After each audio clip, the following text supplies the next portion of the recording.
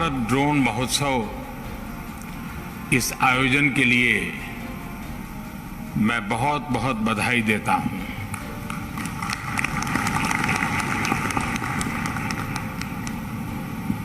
मैं देख रहा हूं कि सभी वरिष्ठ लोग यहां मेरे सामने बैठे हैं।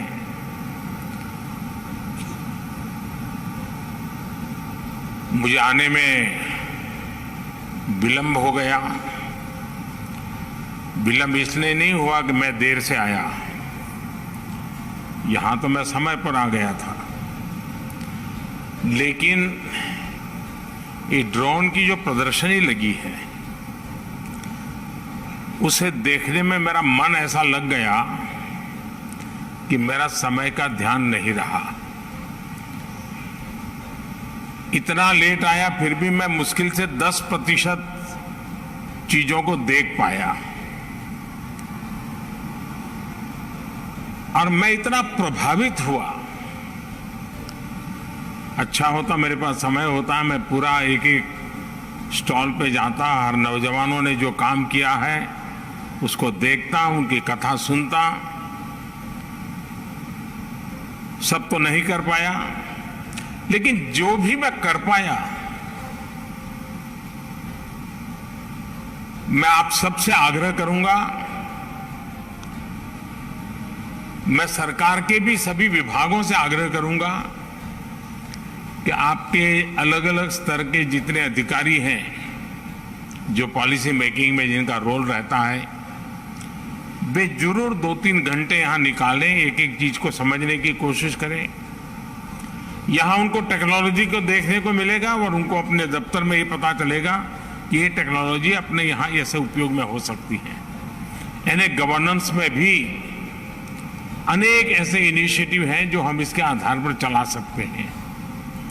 लेकिन मैं वाकई मैं कहता हूं कि मेरे लिए एक बहुत ही सुखद अनुभव रहा आज, और भारत के नौजवान, और मैं हैरान, खुशी इस बात की होती थी कि जिन जिन स्टॉल पे गया तो वो बड़े गर्व से कहता था, साहब ये मेक इन इंडिया है, ये सब हमने बनाया है।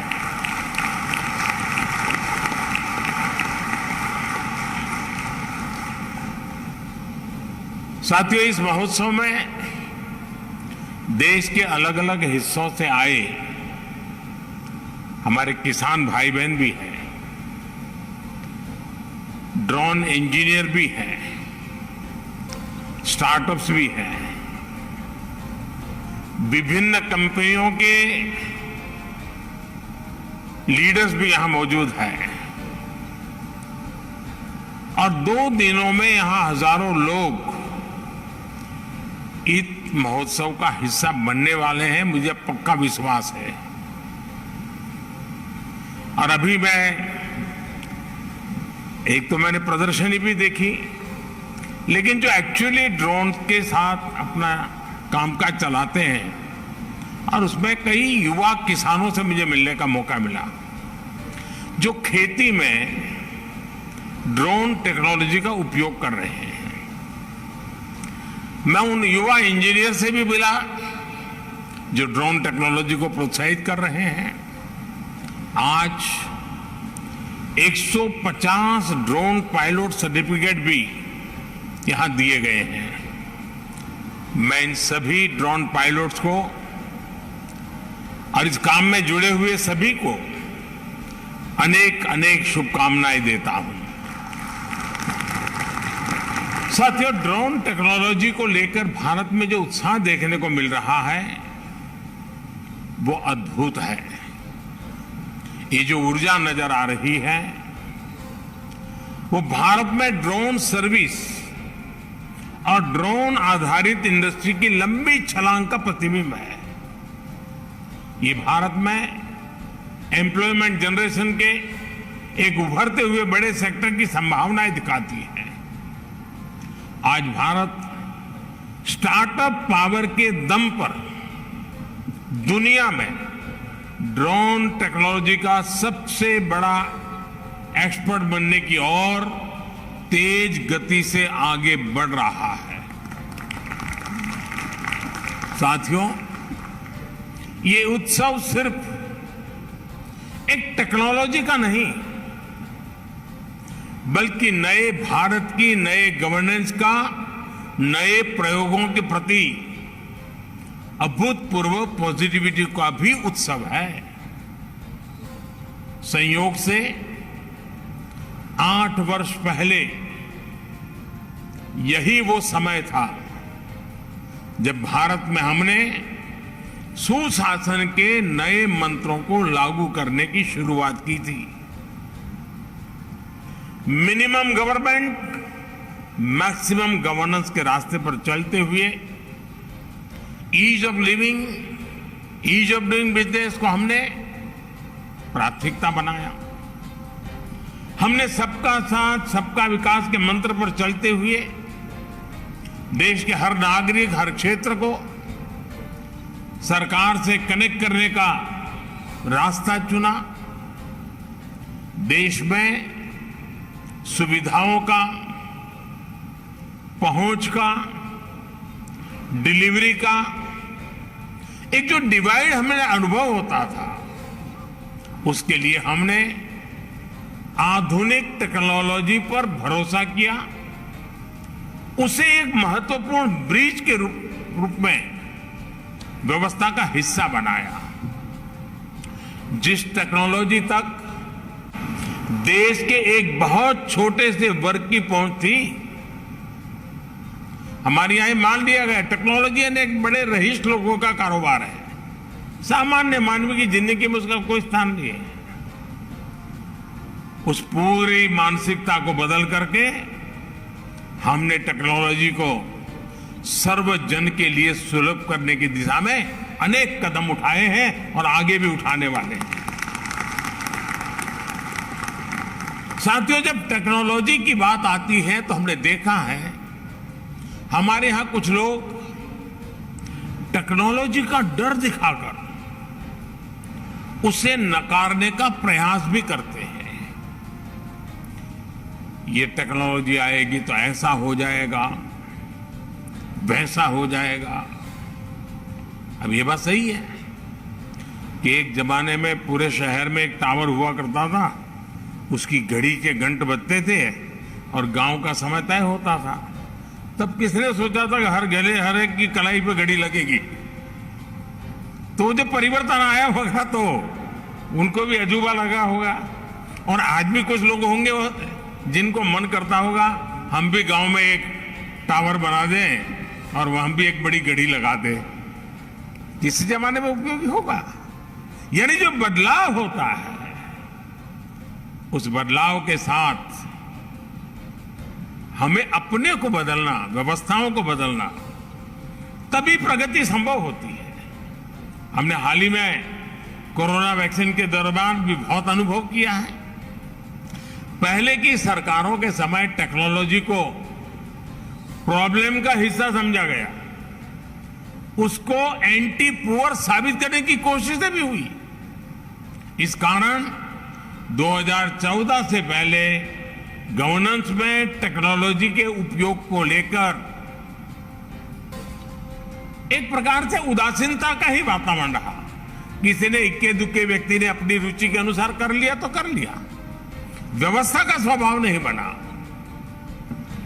इसका सबसे अधिक नुकसान देश के गरीब को हुआ है, देश के वंचित को हुआ है, देश के मिडिल क्लास को हुआ है, और जो एस्पिरेशंस के जज्बे से भरे हुए लोग थे उनको निराशा की गर्त में जिंदगी गुजारने के लिए मजबूर होना पड़ा है। साथियों, हम इस बात का इनकार नहीं करते कि नई टेक्नोलॉजी डिस्ट्रप्शन लाती है, वो नए माध्यम खोजती है, वो नए अध्याय लिखती है, वो नए रास्ते, नई व्यवस्था भी बनाती है। हम सभी ने वो दौर देखा है कि जीवन से जुड़े कितने ही आसान विषयों को कितना मुश्किल बना दिया गया था। मुझे नहीं पता कि आप में से कितने लोगों ने बचपन में राशन की दुकान पर अनाज के लिए, केरोसिन के लिए, चीनी के लिए लाइन लगाई होगी। लेकिन एक समय ऐसा था कि घंटों इसी काम में लाइन में लगे हुए गुजर जाते थे।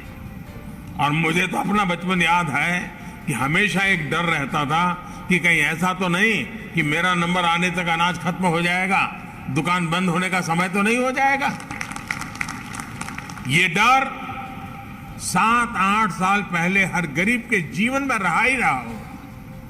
लेकिन मुझे संतोष है कि आज टेक्नोलॉजी की मदद से हमने इस डर को समाप्त कर दिया है।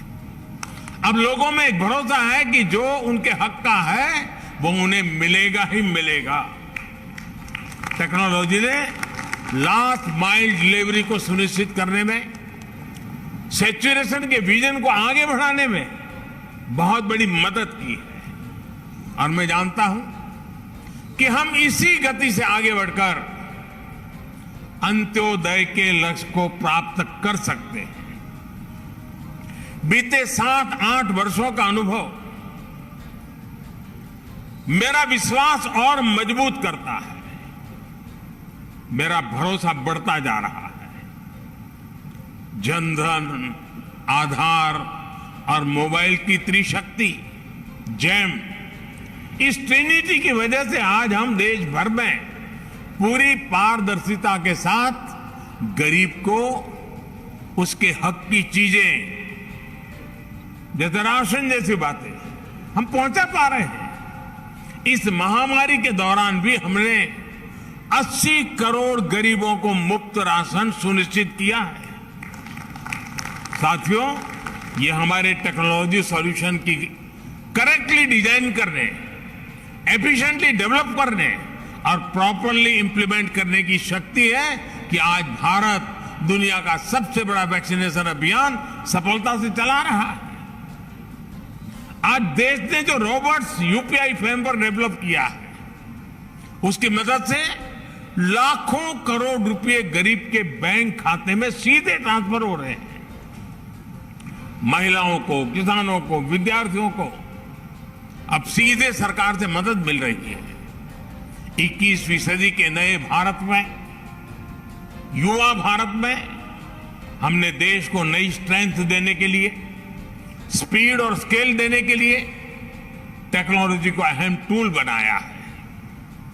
आज हम टेक्नोलॉजी से जुड़े सही सॉल्यूशन डेवलप कर रहे हैं और उनको स्केल अप करने का कौशल भी हमने विकसित किया है। देश में ड्रोन टेक्नोलॉजी को प्रोत्साहन, गुड गवर्नेंस के, ईज ऑफ लिविंग के, इसी कमिटमेंट को आगे बढ़ाने का एक और माध्यम है। ड्रोन के रूप में हमारे पास एक और ऐसा स्मार्ट टूल आ गया है जो बहुत जल्द सामान्य से सामान्य भारतीय के जीवन का हिस्सा बनने जा रहा है। हमारे शहर हो या फिर देश के दूर दराज गांव देहात वाले इलाके, खेत के मैदान हो या फिर खेल के मैदान, डिफेंस से जुड़े कार्य हो या फिर डिजास्टर मैनेजमेंट, हर जगह ड्रोन का इस्तेमाल बढ़ने वाला है। इसी तरह टूरिज्म सेक्टर हो, मीडिया हो, फिल्म इंडस्ट्री हो, ड्रोन इन क्षेत्रों में क्वालिटी और कंटेंट दोनों को बढ़ाने में मदद करेगा। अभी जितना इस्तेमाल हो रहा है ड्रोन का, उससे कहीं ज्यादा इस्तेमाल हम आने वाले दिनों में देखने वाले हैं। मैं सरकार में हर महीने एक प्रगति कार्यक्रम चलाता हूं। सभी राज्यों के मुख्य सचिव स्क्रीन पर होते हैं, टीवी के, और अनेक विषयों की चर्चा होती है।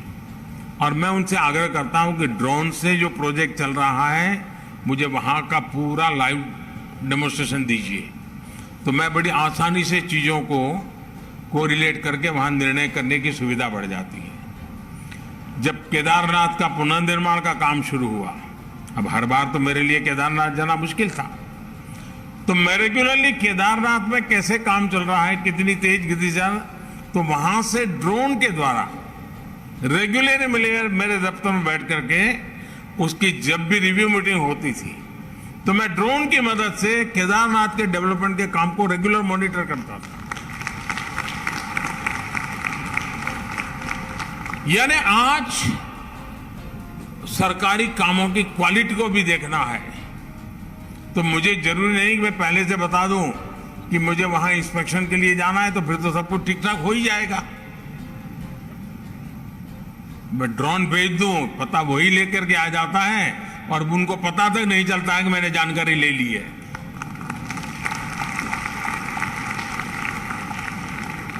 साथियों, गांव में भी किसान के जीवन को आधुनिक सुविधाजनक अधिक संपन्न बनाने में भी ड्रोन टेक्नोलॉजी महत्वपूर्ण भूमिका निभाने वाली है। आज गांवों में अच्छी सड़कें पहुंची हैं, बिजली पानी पहुंचा है, ऑप्टिकल फाइबर पहुंच रहा है, डिजिटल टेक्नोलॉजी का अभूतपूर्व विस्तार हुआ है। लेकिन फिर भी गांव में जमीन से जुड़े, खेती से जुड़े अधिकतर काम के लिए पुराने सिस्टम से काम चलाना पड़ता है। उस पुराने सिस्टम में हर प्रकार का वेस्टेज है, परेशानियां भी बहुत हैं और प्रोडक्टिविटी तो पता नहीं तय ही नहीं कर पाते कुछ हुआ कि नहीं हुआ। इसका सबसे अधिक नुकसान हमारे गांव के लोगों को होता है, हमारे किसानों को होता है और उसमें भी ज्यादा हमारे छोटे किसानों को होता है। छोटे किसान की जमीन और उसके संसाधन इतने नहीं होते कि वो विवादों को चुनौती दे पाए और कोर्ट कचहरी के अंदर चक्कर काट पाए। अब देखिए, लैंड रिकॉर्ड से लेकर सूखा, बाढ़ राहत में, फसल के डैमेज तक हर जगह रेवेन्यू डिपार्टमेंट के कर्मचारियों पर ही व्यवस्था निर्भर है। ह्यूमन इंटरफेस जितना अधिक है उतना ही अधिक भरोसे की भी कमी हो जाती है और उसी में से विवाद पैदा होते हैं। विवाद होते हैं तो समय और धन की बर्बादी भी होती है। इंसान के अंदाजे से आकलन होते हैं तो उतना सटीक अंदाजा भी नहीं लग पाता। इन सारी मुश्किलों से पार पाने का ड्रोन अपने आप में एक सशक्त प्रभावी माध्यम के रूप में एक नया टूल हमारे सामने आया है। साथियों, ड्रोन टेक्नोलॉजी कैसे एक बड़ी क्रांति का आधार बन रही है, इसका एक उदाहरण पीएम स्वामित्व योजना भी है। इस योजना के तहत पहली बार देश के गांवों की हर प्रॉपर्टी की डिजिटल मैपिंग की जा रही है। डिजिटल प्रॉपर्टी कार्ड लोगों को दिए जा रहे हैं। इसमें ह्यूमन इंटरवेंशन कम हुआ है और भेदभाव की गुंजाइश खत्म हुई है। इसमें बड़ी भूमिका ड्रोन की रही है। थोड़ी देर पहले मुझे भी स्वामित्व ड्रोन उड़ाने का, उसकी टेक्नोलॉजी समझने का अवसर मिला है। थोड़ी देर उसके कारण भी शायद लग गई। मुझे खुशी है कि ड्रोन की मदद से अभी तक देश में लगभग 65 लाख प्रॉपर्टी कार्ड जनरेट हो चुके हैं और जिसको ये कार्ड मिल गया है उसको संतोष है कि हाँ, मेरे पास मेरा जितनी जमीन है मेरे पास सही डिटेल मिल गई। पूरे संतोष के साथ उन्होंने इस बात को कहा है। वरना हमारे यहां अगर छोटी सी जगह की नपाई भी होती है तो उसमें सहमति बनाने के लिए सालों साल लग जाते हैं। साथियों, आज हम देख रहे हैं कि हमारे किसान ड्रोन टेक्नोलॉजी की तरफ तेजी से आकर्षित हो रहे हैं। उनमें एक उत्साह दिख रहा है, वो इसे अपनाने के लिए तैयार है। ये ऐसे ही नहीं हुआ है, ये इसलिए है क्योंकि पिछले 7-8 साल में जिस तरह कृषि क्षेत्र में टेक्नोलॉजी का इस्तेमाल बढ़ाया गया है, उस वजह से टेक्नोलॉजी किसानों के लिए हवा नहीं रह गई है। और एक बार किसान उसको देखता है, थोड़ा अपने हिसाब से उसका लेखा जोखा कर लेता है और अगर उसका विश्वास बैठ गया तो स्वीकार करने में देर नहीं करता है। अभी मैं बाहर जब किसानों से बात कर रहा था तो मध्य प्रदेश के एक इंजीनियर मुझे बता रहे थे कि मुझे तो लोग अब ड्रोन वाला कर करके बुलाते, बोले मैं इंजीनियर हुआ लेकिन अब तो मेरी पहचान ड्रोन वाले की हो गई है। उन्होंने मुझे कहा कि साहब देखिए, मैंने उनको कहा कि आप क्या भविष्य क्या देखते हैं, तो उन्होंने मुझे कहा साहब देखिए, जो पल्सीज मामला है ना हमारे यहां, उसकी खेती बढ़ेगी और उसमें कारण एक ड्रोन होगा। मैंने कहा कैसे? उन्होंने कहा साहब पल्सीज की खेती होती है तब उसकी फसल की ऊंचाई ज्यादा हो जाती है, तो किसान अंदर जाकर के दवाई ववाई के लिए उसका मन नहीं करता है, मैं कहाँ जाऊंगा, वो छिड़काव करता, आधी तो मेरे शरीर पे पड़ती है, और बोले इसलिए उस फसल की तरफ वो जाता ही नहीं है। बोले अब ड्रोन के कारण ऐसी जो फसलें हैं जो मनुष्य की ऊंचाई से भी कभी कभी ऊंची होती है, ड्रोन के कारण उसकी देखभाल, उसकी दवाई का छिड़काव बोले इतना आसान होने वाला है कि हमारे देश का किसान आसानी से पल्सिस की खेती की तरफ जाएगा। अब ये एक व्यक्ति गांव के अंदर किसानों के साथ जुड़ने के साथ काम करता है तो चीजें कैसे बदलाव आता है, उसका अनुभव उसका सुनने को मिलता है। साथियों, आज हम जो एग्रीकल्चर सेक्टर में टेक्नोलॉजी को लाने का प्रयास किए, सॉइल हेल्थ कार्ड, ये अपने आप में हमारे किसानों के लिए बहुत बड़ी ताकत बन के उभरा है। और मैं तो चाहूंगा जैसे ये ड्रोन की सेवाएं हैं, गांव गांव सॉइल टेस्टिंग की लैब बन सकती है, नए रोजगार के क्षेत्र खुल सकते हैं और किसान अपना हर बार सॉइल टेस्टिंग करा करके तय कर सकता है कि मेरी मिट्टी में ये आवश्यकता है, ये जरूरत है। माइक्रो इरिगेशन, स्प्रिंकलर, ये सारी बातें आधुनिक सिंचाई व्यवस्था का हिस्सा बन रही है। अब देखिए फसल बीमा योजना, अब फसल बीमा योजना के अंदर सबसे बड़ा काम हमारी जीपीएस जैसी तकनीक का उपयोग हो, इनाम जैसी डिजिटल मंडी की व्यवस्था हो, नीम कोटेड यूरिया हो, या फिर टेक्नोलॉजी के माध्यम से सीधे किसानों के खाते में पैसा जमा करने की बात हो।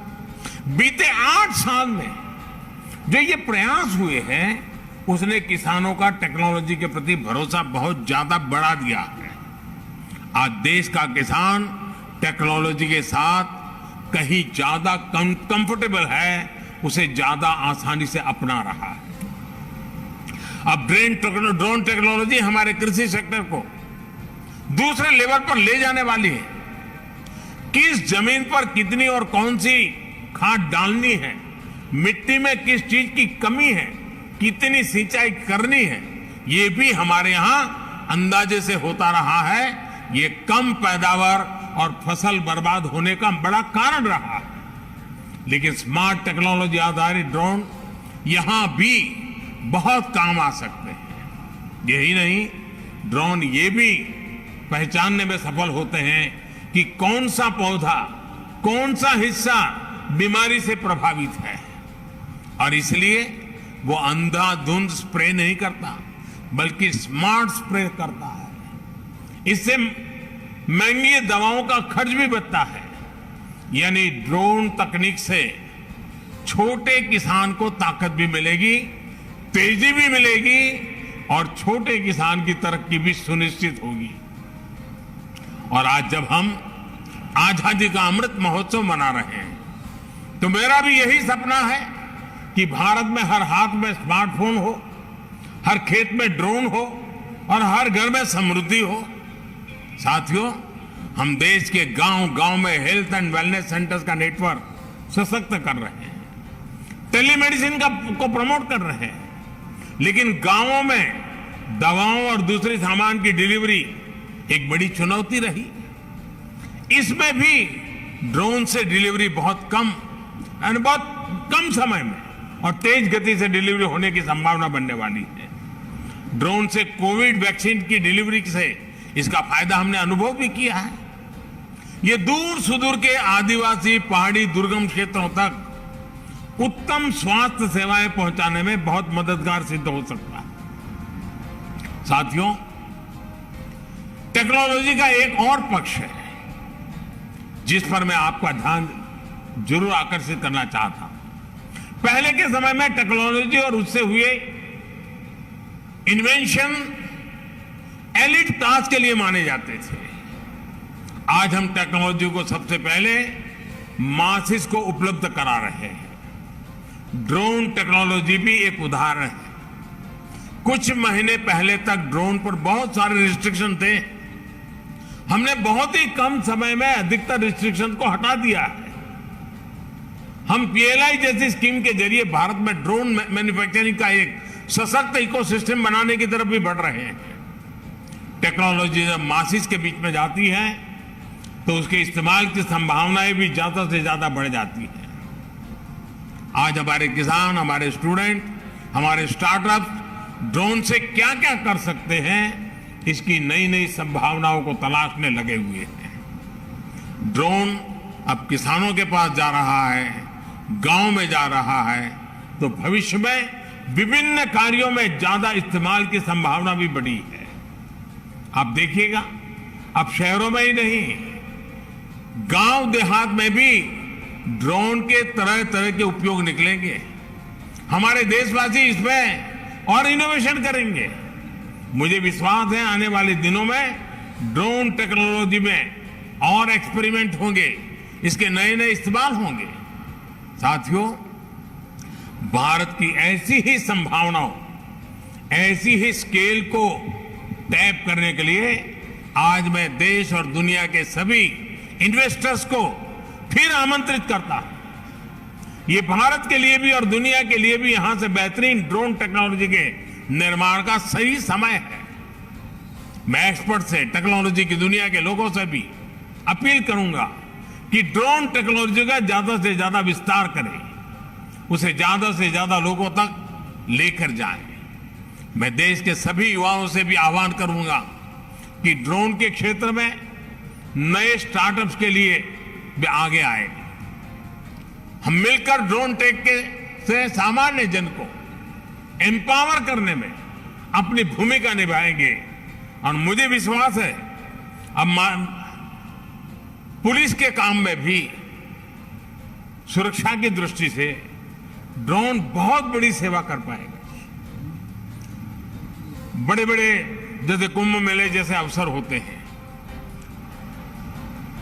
बहुत बड़ी मात्रा में ड्रोन से मदद मिल सकती है। कहीं ट्रैफिक जाम की समस्याएं हैं, ड्रोन से सॉल्यूशन निकाले जा सकते हैं। यानी इतनी आसानी से इन चीजों का उपयोग होने वाला है। हमें इन टेक्नोलॉजी के साथ अपनी व्यवस्थाओं को जोड़ना है, और जितना इन व्यवस्थाओं के साथ जोड़ेंगे, मुझे बराबर याद, मैं आज यहां देख रहा था कि वो ड्रोन से जंगलों में पेड़ उगाने के लिए जो सीड्स हैं उसकी गोली बना करके ऊपर से ड्रॉप करते हैं। जब ड्रोन नहीं था तो मैंने एक प्रयोग किया था। मेरे तो सारे देसी प्रयोग होते हैं क्योंकि उस समय तो टेक्नोलॉजी नहीं थी। मैं चाहता था, जब मैं गुजरात में मुख्यमंत्री साहब थे, जो हमारे कुछ पहाड़ हैं, लोग वहां जाएंगे, पेड़ पौधे लगाएंगे, तो जरा मुश्किल काम है आशा करना।